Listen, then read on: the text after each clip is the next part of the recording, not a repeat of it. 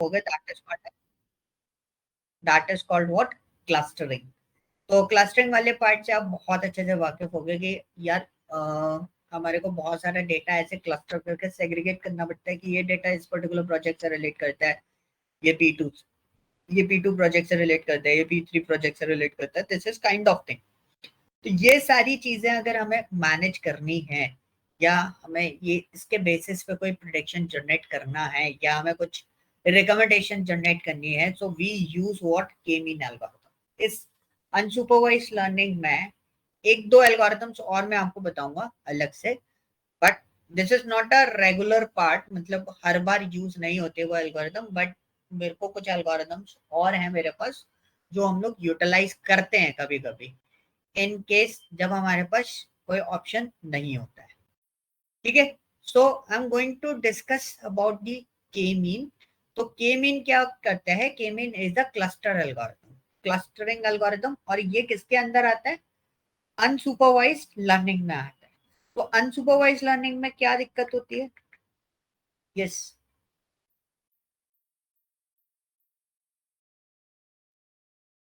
Unsupervised learning में क्या दिक्कत होती है बताओ।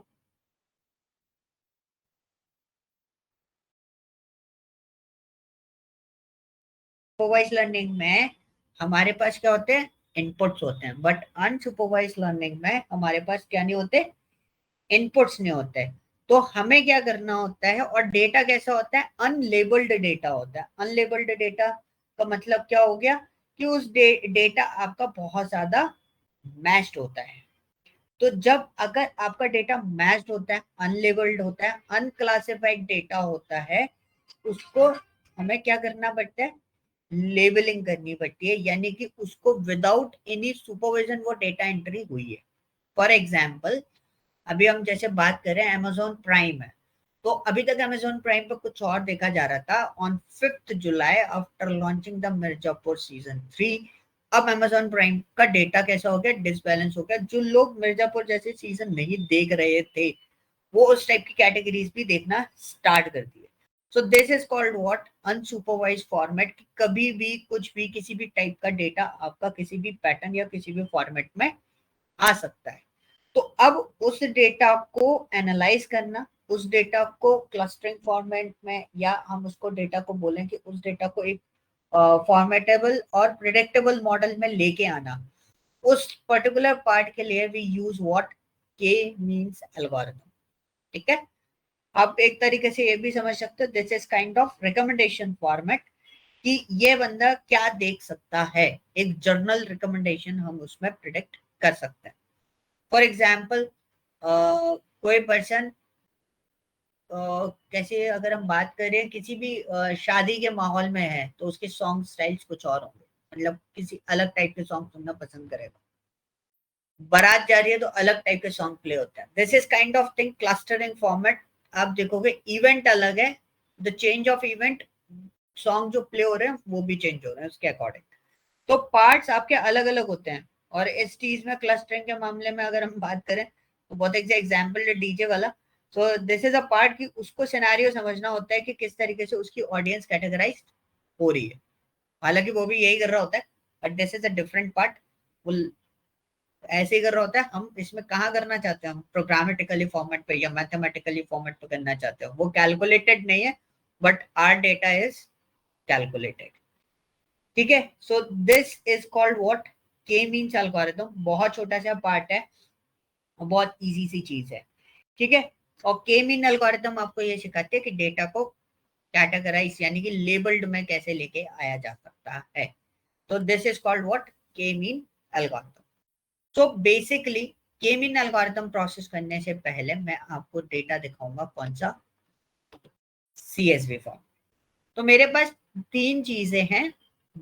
This is called N general data, इस पे भी मैं डेटा आपको दूंगा, जैसे KNN पे मैंने आपको डेटा दिए थे वैसे इस पे डेटा मिलेंगे। तो we have name, age, income.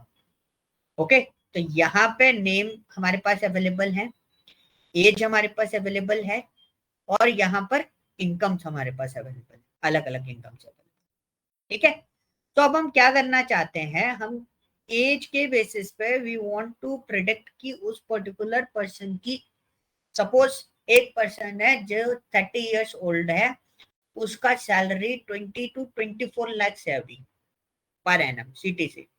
ठीक है, तो जब वो 40 years का होगा, मैंने बोला जब वो 40 years का होगा मतलब आने वाले 10 साल में उसकी सैलरी कितनी होनी चाहिए। पॉइंट समझ में आया? आप इंडिया में जॉब कर रहे हो, ठीक है, तो अगर आप इंडिया में 30 साल की एज में आपकी 24 लाख रुपए या 20 लाख रुपए सैलरी है साल की, तो 40 साल की एज में आपकी सैलरी कितनी होगी? That is the question. ठीक है, ये हमारा पार्ट है, ये हमारा प्रोडिक्शन सेक्शन है कि कैसे होगा। सो हमने क्या करा, सारी चीजें इकट्ठी ले ली, क्लस्टर हमें बनाना है। ठीक है, मिनिमम और मैक्सिमम स्केलर है, इसके बारे में भी मैं आपको पूरी इंफॉर्मेशन दे दूंगा, otherwise you can use the standard scaler. तो वो नॉर्मलाइज करके, ये भी नॉर्मलाइज करने का काम करता है। And this one is the matplotlib, इससे आप बहुत अच्छे से वाकिफ हो। तो मिन एंड मैक्स स्केलर के बारे में भी मैं आपको आगे पूरा इंफॉर्मेशन दूंगा, तब तक के लिए इसको हम सिर्फ समझेंगे कि इसमें काम कैसे हो रहा है। ठीक है, अब हमें क्या करना है, उसको पिकअप करना है। किसको? डेटा सेट को। डेटा सेट को हम पिकअप करेंगे, रन करा और एक कहाँ गया, उधर उधर से, फिर इसको रन कर। सो दिस इज माय डेटा। ठीक है, 5 की जगह इसको 10 कर देता है, डेटा आराम से दिखेगा। डेटा बहुत शॉर्ट है, तो एल्गोरिदम में मैंने स्प्लिट नहीं किया है। तो यहाँ पे अगर मैं देखूंगा तो बहुत सारा एज ग्रुप मेरे पास अलग अलग आ रहा है। कई बार ऐसा होता है 40 साल की एज में उस बंदे का 20 लाख पैकेज पहुंचता है, 20 साल की एज में वो बेचारा कम कमा रहा होता है। That is a different thing. Under paying job बोलते हैं इसको हम लोग, इस टाइप की जो चीजें रहती है। एंड नाउ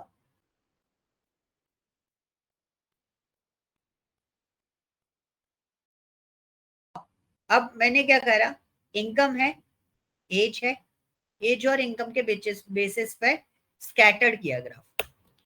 समझना, पॉइंट को समझना, स्कैटर्ड किया तो मेरे पास 3 सेक्शन है। अब 3 सेक्शन को थोड़ा सा ध्यान से देखो।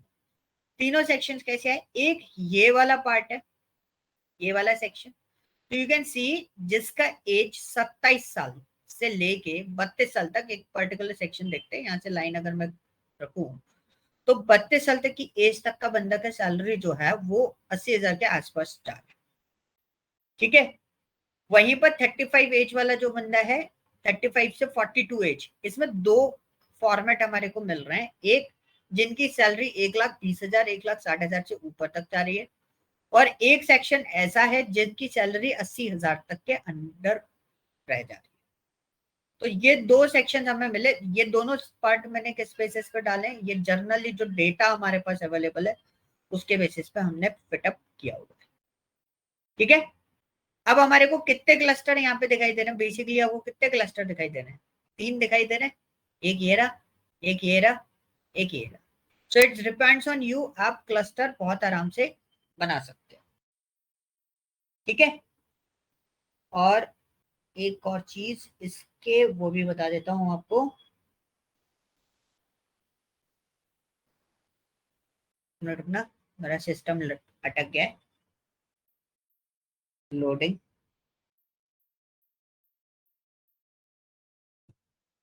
ओके, सो ये हमारे क्या है, क्लस्टर। तो कितने क्लस्टर हमें फॉर्म करने हैं? क्लस्टर का मतलब क्या हो गया, क्लस्टर कैसे बनता है, क्लस्टर कैसे बनेगा? एग्जाम्पल अगर मैं आपको बताऊं तो एग्जाम्पल इज लाइक दैट कि सपोज एक पॉइंट पे एक पर्सन खड़ा हुआ है। मैं एक पेंट में ले लेता हूँ,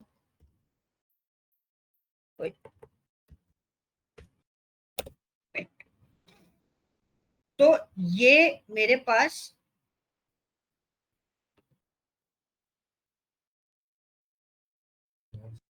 ये मेरे पास है एक पॉइंट। ठीक है, और एक पॉइंट मेरे पास कहाँ है, यहाँ है। ठीक है, एक पॉइंट कहाँ है, एक पॉइंट यहाँ है। तो ये 3 सेक्शंस मैंने दे दिए, P1 P2 P3, कोई से भी ले लो, ये P1 ले लो, ये P2 ले लो, ये P3 ले लो, कुछ भी ले लो, ठीक है। दिस वन है red green and blue, red green and blue. अब क्या होता है, अब पॉइंट होता है कि भाई आपके क्लस्टर पॉइंट्स कौन कौन से हैं। तो मैंने क्या करा, ये जो वाला सेक्शन है, मतलब एक क्लस्टर ग्रीन का कर दिया, तो यहाँ पे एक वो रहता है, ठीक है, यहाँ पे आपके पास पॉइंट्स आ रहे हैं, पॉइंट्स आ रहे हैं, ठीक है। तो ये क्या हो गए, आपके ग्रीन क्लस्टर के अंदर आ गए, ये वाले किस में आ गए, रेड क्लस्टर के अंदर आ गए, ठीक है। अब ये मेरा पॉइंट हो गया। अब मैं आपको क्लस्टर का पॉइंट समझा रहा हूँ, पहले मैं आपको ये बना देता हूँ, ये मेरे ब्लू वाले आ गए, ठीक है, ये ब्लू वाले आ गए। अब पॉइंट आता है कि मैंने इसको क्लस्टर कैसे हो किया, ये वाला क्लस्टर है तो ये वाला क्लस्टर कैसे है, ठीक है। अब पॉइंट कैसे मैंने बनाया, तो इसको हम लोग बोलते हैं, इस वाले सेक्शन को, ये वाले जो पॉइंट्स होते हैं, वी कॉल्ड इट सेंटरॉइड। क्या बोलते हैं इसको, सेंटरॉइड बोलते हैं। तो सेंटरॉइड एक ऐसा पॉइंट होता है जिसके बेसिस पे वी कैन डिसाइड ये क्लस्टर आपका अलग है। हम ऐसे डायरेक्टली नहीं बोल सकते ये सेक्शन अलग जा रहा है, वो सेक्शन अलग जा रहा है, ये सेक्शन अलग जा रहा है, उसके बेसिस पे हम डिसाइड नहीं करते। तो हमें के मीन एल्गोरिथम डाल के अगर हमें क्लस्टरिंग करनी है, तो क्लस्टरिंग के मीन आपको क्या हेल्प आउट करता है, आपको हेल्प आउट करता है क्या डालने में, सेंटरॉइड, यानी कि जिसके बेसिस पे आप उन डेटा को कैटेगराइज करो। ओके, कुछ क्वेश्चन कुछ बोल रहे थे क्या, कोई क्वेश्चन पूछ रहा था क्या? ओके, सो नाउ अब हमारे पास 3 क्लस्टर हमने यहाँ पे फॉर्म करे हैं, बहुत छोटा सा एल्गोरिथम है, सिर्फ क्लस्टरिंग कर रहे हैं, अभी रिकमेंडेशन वाले पार्ट पे नहीं ले जाऊंगा आज, ठीक है, सिर्फ क्लस्टरिंग कर रहे हैं। तो यहाँ पे हमने लिया के मीन, ऑलरेडी हमने के मीन ले रखा है, from sklearn dot cluster import के मीन। मैं इसको यहाँ से कट करके नीचे डाल देता हूँ जिससे हमारे को पार्ट क्लियर रहेगा। ये इसको प्लस करते हैं एंड अप करते हैं, गड़बड़ हो गई, डाउन प्लस अप, ठीक है। This is an algorithm, this is an part, ये हमने हेडर फाइल, जो हेडर फाइल बोल रहा है क्या बोलते हैं उसको, पैकेज हमने इंक्लूड किया, क्लास हमने इंक्लूड करी, एंड दिस इज माय के मीन्स। तो के मीन्स मैंने यहाँ पे लिया और के मीन्स पे मैंने लिखा है यहाँ पे n underscore cluster. n underscore cluster जो लिखा हुआ है बाय डिफॉल्ट 8 होते हैं, ये कितने होते हैं बाय डिफॉल्ट, 8। डिफॉल्टली इसकी जो वैल्यू होती है कैसे निकालेंगे, शिफ्ट टैब दबाया, देखो डिफॉल्टली इसकी वैल्यू कितनी आई, 8 आई है, ठीक है, 8 आई। तो नंबर ऑफ क्लस्टर का मतलब हो गया कितने सेंटरॉइड इसके जनरेट हो रहे हैं। तो स्कैटर्ड ग्राफ डाल के आपको पता चल जाएगा कितने सेंटरॉइड इसके जनरेट करने चाहिए। अभी मैंने अगर इसमें कितने सेंटरॉइड जनरेट करवा रहा हूँ मैं, 3। तो हमने इसको रन किया, रन करने के बाद ये देखो ये बाइनरी फॉर्मेट पे आउटपुट दे रहा है, बट अगर आप इसका सेंटरॉइड डालोगे, ठीक है, तो ये रन किया, रन करने के बाद फिट टू प्रिडिक्ट किया, प्रिडिक्ट करने के बाद डीएफ एज एंड इनकम को दे दिया, और उसके बाद हमने ये प्रिडिक्ट करके देख लिया। डेटा कम है इसलिए आपको ज्यादा इसमें प्रोसेस करने की जरूरत नहीं पड़ी। अब प्रिडिक्ट का क्लस्टर फॉर्मेट दिखा, सो दिस इज योर क्लस्टर। तो देखो ये क्लस्टर डल गया, तो ये जो रॉप 27 जिसका सैलरी 70,000 के आसपास है उनका क्लस्टर कौन सा आ रहा है, 2। और जिनका सैलरी 61,000 है उनका क्लस्टर है 0, जिनका सैलरी 1 लाख के आसपास है उनका क्लस्टर कितना आ रहा है, 1, ठीक है। और सेंटर्स कितने निकले, these are your centre point, this is called an centroids, ये हमारे सेंटरॉइड्स। तो इसके लिए भी डायरेक्ट एट्रीब्यूट है आपके पास क्या, क्लस्टर अंडरस्कोर सेंटर्स अंडरस्कोर, ठीक है। तो these are what, centroid point. Centroid point कौन से हो गए, जो मैंने आपको पॉइंट बताए थे, ये वाले जो पॉइंट डलेंगे, these points are called what, centroid point. इसके लिए मैं एक काम करता हूँ, आपको कंफ्यूजन ना हो, so I place star, black colour का एक स्टार लगा दूंगा, तो आपको ये पता चलेगा दिस इज कॉल्ड एन सेंटरॉइड। ये क्या है, ये सारे के सारे आपके सेंटरोइड फॉर्मेट है। ओके, तो वो सेंटरोइड हमने कितने क्रिएट करे, इसमें 3 क्रिएट करे। अब देखो, अब हमने cluster df dot cluster 0, df dot cluster 1, df dot cluster 2, तो df 1 2 3 में डाला। अब उसका हमने एक स्कैटर्ड ग्राफ बनाया, सिंपली उसी डेटा के ऊपर स्कैटर्ड ग्राफ बनाया with the help of the cluster. तो हमने क्लस्टर डाला उसके अंदर, ठीक है, क्लस्टर डाला तो यू कैन सी ये जो एक स्टार दिखाई दे रहा है, ये वाला पर्पल मार्कर लगाया है, एस्ट्रिक लगाया फॉर द सेंटरोइड पार्ट। तो सेंटरोइड कैसे बने, देखो सेंटरोइड का बनना है, एक इधर सेंटरोइड बनना है, एक इधर सेंटरोइड बनना है, एक इधर centroid. So this is kind of clustering. अभी तो नहीं हुई ना, हमने क्लस्टर किया, कोई क्लस्टरिंग हुई नहीं हुई। अब इसी का ही एक पार्ट और बता देता हूँ। इफ यू प्लेस हियर 8, क्योंकि डिफॉल्ट क्लस्टर 8 होता है, अब मेरे को यहाँ पे 8 क्लस्टर बनाने पड़ेंगे, बहुत ज्यादा हो जाएगा, बहुत बहुत ज्यादा। एक और बढ़ा देता हूँ, तो मैं बस आपको ये बताना चाहता हूँ।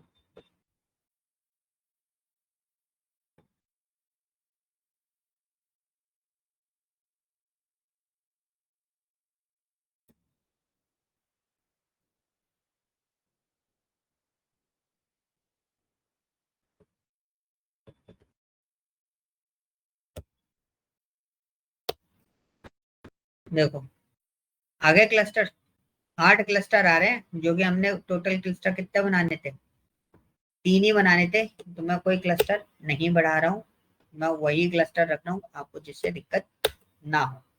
तो 3 क्लस्टर के बेसिस पे हम इसको डिजाइन करेंगे, क्योंकि इतना डेटा नहीं है हमारे पास डेटा ही लिमिटेड है, इसलिए हम लोग उसमें क्या कर रहे हैं, उतने ही क्लस्टर के बेसिस पे काम करेंगे। डेटा को देख के क्लस्टर आपको डिजाइन करना है। so, वो आपको कैसे पता चलेगा, बाय यूजिंग दिस वन, आपको इससे पता चल जाएगा।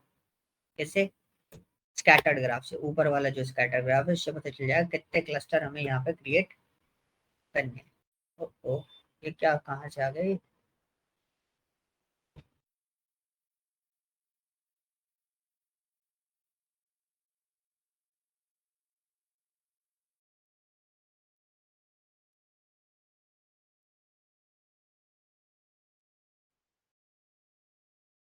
ऊपर नीचे हो गए 5 थोड़ी सी, ठीक है। This is my 3 cluster and now I execute this one. So I have 2 cluster, this one is the black section, this one is the green section। देखो पिछली बार कुछ और था, इस बार कुछ और है, और ये हमारा एक रेड सेक्शन आ गया। एंड द पर्पल कलर के जितने भी स्टार हैं, these star are called what, centroid point. तो ये रैंडमली सेंटरोइड पॉइंट आपके प्लेस आउट हुए हैं। अब पॉइंट आता है प्रेडिक्टेबल मॉडल क्या है। So you can see what is the predictable model, this is an predictable model. तो ये मैंने सिर्फ ऐड से निकाला है कि as per the centroid format, तो these are the cluster 0 1 2 3, sorry 0 1 2, ये 3 क्लस्टर 3 लेवल्स में इसको हमने डिजाइन किया। अब मिन स्केलर क्या होता है, जैसे आप स्टैंडर्ड स्केलर यूज करते थे, स्टैंडर्ड स्केलर क्या करता था कि आपके डेटा को नॉर्मलाइज फॉर्म में ले आता था। अब मेरे पास डेटा, मैंने क्यों करना, मेरे को मिन स्केलर की जरूरत क्यों पड़ी, वो भी मैं आपको बता देता हूँ। वन से एक्सिक्यूट दिस वन, और उसके बाद हम क्या करते हैं, df डॉट डिस्क्राइब ब्रैकेट। सो देखो स्टैंडर्ड डिविएशन बहुत ज्यादा आ रहा है, तो स्प्रेड आउट डेटा ज्यादा था, इस वजह से ये जो सेंटरोइड पॉइंट है ये आपको प्रॉपर नहीं आ रहा है। मिन स्केलर क्या करेगा, मिन स्केलर के बारे में बहुत सिंपल सी चीज है। मिन स्केलर क्या करता है, ये इसको लीनियर स्केल में डिवाइड कर देता है, ठीक है। सो कोई फिक्स्ड रेंज नहीं होती कि इसी रेंज में ये डिजाइन करेगा, कोई फिक्स नहीं है। जैसे स्टैंडर्ड स्केलर की फिक्स रेंज थी कि 0 से 1 के बीच में कर देता है। So this is kind of thing, आप समझ सकते हो, minimum value is 0, maximum value is 1। इसके बीच में आपके डेटा को ट्रांसफॉर्म करके आपको दे देगा। This is kind of correspondent format, कि इसके बीच में ही रहेगा, इसके आगे पीछे नहीं जाएगा। आप इसके on the behalf of min max scalar की जगह आप क्या यूज कर सकते हो, स्टैंडर्ड स्केलर भी यूज कर सकते हो। तो we are basically doing what, normalize the data. तो नॉर्मलाइज करने के बाद फिर मैंने जब क्लस्टर फॉर्म किया, देखो अब नॉर्मलाइज करने के बाद क्लस्टर फॉर्म करूंगा, नॉर्मलाइज करने के बाद क्लस्टर फॉर्म किया, that is a different scenario. अब डिफरेंट सिनेरियो आपका यहाँ पर आएगा। अब देखो के क्लस्टर हमने यहाँ पे बनाया, तो ये जो डेटा है, यहां से जो डेटा प्रोसेस हुआ है वो नॉर्मलाइज होके डेटा आया है, ठीक है। 0 to 1 के उसमें चला गया आपका इनकम भी और एज भी, तो एज में भी इतना कोई वेरिएशन नहीं आ रहा, जो कि हमारा ऊपर आ रहा था जब हमने इसको नॉर्मलाइज नहीं किया था डेटा को। तो स्टैंडर्ड डेविएशन देखो, इसका 5 आ रहा है, इसका 43,000 समथिंग आ रहा है इनकम का, वो तो आएगा ही। एक इनकम 20,000 है तो दूसरी इनकम 1,60,000 है, तो थोड़ा सा डिफ्रेंसिएशन आना जरूरी था। तो उसी के पर्पज पे हमने मिन मैक्स स्केलर करके उसको क्या किया, डेटा को नॉर्मलाइज किया। नॉर्मलाइज करने के बाद हमने प्रिडिक्ट करा, हमने अपना मॉडल ट्रेन किया 3 क्लस्टर के बेसिस पे, हमने डेटा को प्रिडिक्ट करके देखा। सो मेरा डेटा ऑलमोस्ट देखो सिस्टमैटिकली अब अरेंज सा दिखाई दे रहा है, यहाँ पे 0 0 0 0 1 1 1 2 2 2, दिस इज एन पार्ट। तो एक सिस्टमैटिक फॉर्मेट में ये क्लस्टर होके हमारे पास आ रहा है। अब हमने इस क्लस्टर के सेंटरॉइड पॉइंट डाले, तो सेंटरॉइड पॉइंट कौन कौन से मिले हमें, ये सेंटरॉइड पॉइंट्स मिले। नाउ अब हम ग्राफ प्लॉट करके देखेंगे कि एग्जैक्टली ऐसा ग्राफ तो नहीं आ रहा, कैसा, ये एक सेंटर ऑफ पॉइंट यहाँ आ रहा है, ये तो फिर ये तो ठीक है, लेकिन ये दोनों गड़बड़ थे।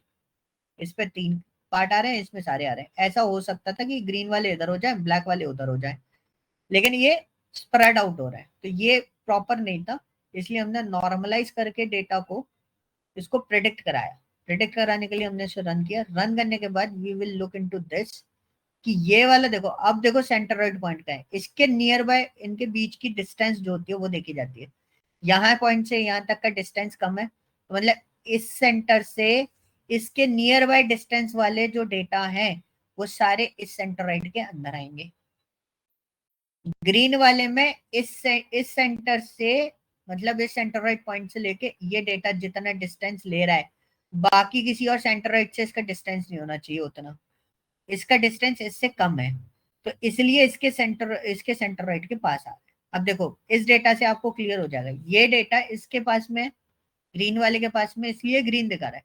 लेकिन ब्लैक, पिछली बार ब्लैक दिखा रहा था, लेकिन अब ब्लैक वाले के पास में देखोगे सेंटरॉइड पॉइंट यहाँ जा रहा है इसका, इस ब्लैक वाले पॉइंट से ये वाला ग्रीन पॉइंट बहुत दूर है, तो इसलिए ये इसके क्लस्टर के अंदर नहीं आ रहा है। तो we can identify the similarity of the data, कि डेटा की सिमिलैरिटी बेसिकली हम जैसे आइडेंटिफाई करते हैं ना, हॉरर मूवीज 50 बार देखी गई as compare to romantic movies, 2 बार रोमांटिक मूवी देखी, 50 बार हॉरर मूवी देखी, तो बताओ उस बंदे को क्या पसंद होगा। तो आप एक तरीके से क्या देख रहे हो, डिस्टेंस देख रहे हो, व्हाट इज द सेंटरॉइड पॉइंट, मेरे पास 2 सेंटरॉइड पॉइंट है, तो हॉरर मूवी का जो डॉट पॉइंट है वो सबसे ज्यादा मेरे को मिल रहा है, इसलिए मैं बोलूंगा कि ये बंदे को क्या पसंद है, हॉरर मूवीज ज्यादा पसंद। सो this is called what, clustering algorithm, और ये अनसुपरवाइज के अंदर आती है। Is this clear, any doubt?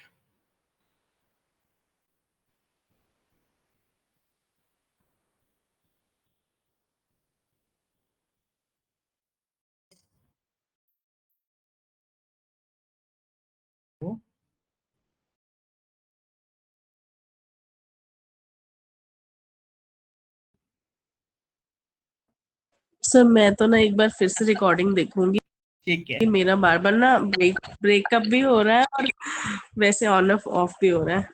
ठीक है, ठीक है, कोई दिक्कत नहीं है। ठीक है, सो इसकी रिकॉर्डिंग कंप्लीट हो चुकी है वैसे तो, ठीक है। सो आप लोग एक बार रिकॉर्डिंग गो थ्रू कर लेना। अब जो हमारा नेक्स्ट सेशन होगा, कल का आप लोग अपडेट कर देना, कल संडे है, चलो ठीक है कल छोड़ देते हैं। मंडे को हम क्या करेंगे, मंडे को we work on it the data, हम एक डेटा उठा के उस पर काम करेंगे क्लस्टरिंग एल्गोरिथम, जैसे हमने KNN में काम किया था वैसे ही हम इसमें भी काम करेंगे, ठीक है। ये फाइल मैं आपको शेयर कर देता हूँ एज इट इज, आप प्लीज इसको एक बार गो थ्रू कर लेना, और एज पर द रिकॉर्डिंग आप इसको देख लेना कौन कौन से पार्ट्स में मैंने क्या क्या चीजें बताई हुई है। अगर कोई चीज बीच में आपको समझ में नहीं आई हो तो वो हम मंडे को फिर रीडिस्कस कर लेंगे, फिर से डिस्कस करेंगे, फिर देखेंगे क्या इश्यूज आप फेस कर रहे हो, ठीक है। Okay, okay sir. ओके। ठीक है, मैं आपको ये सारी फाइल्स आप लोगों को शेयर कर देता हूँ, एक बार आप लोग गो थ्रू कर लेना। और मैंने उसका लिस्ट भी डाल दिया है, एक दो एल्गोरिथम और बढ़ाऊंगा, मेरे को कुछ एल्गोरिथम और मैं आपको बता दूंगा अनसुपरवाइज के अंदर, तो थोड़ा सा आपको और हेल्प हो जाएगा मशीन। ओके ओके, चलो मैं आपको शेयर कर रहा हूँ डेटा, आप लोग एक बार गो थ्रू करें। Okay, thank you. Okay, thank you, bye. Bye bye.